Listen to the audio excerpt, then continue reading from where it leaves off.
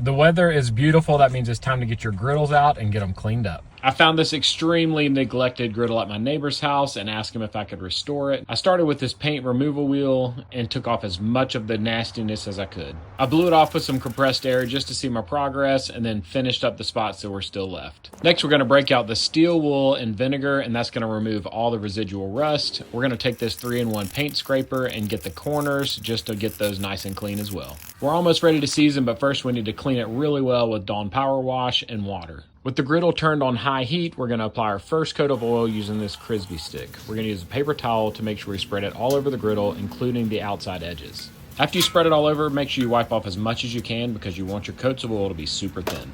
The griddle's going to start to smoke, and as soon as the smoke starts to fade, it's time to add a second coat. There are lots of compounds you can use for seasoning your griddle, but you can also just use any high temp oil. I'm also using a propane torch to make sure the edges and the corners get nice and seasoned too. I repeated this process about 6 times until the surface was nice and dark. Now we're going to let it cool and add one more coat of oil, which we're going to leave wet to prevent it from rusting again. It's time to get this griddle returned to the neighbors so they can start cooking on it again. Let me know if you have any questions in the comment section below, and all the tools that I used will be linked in my Amazon storefront.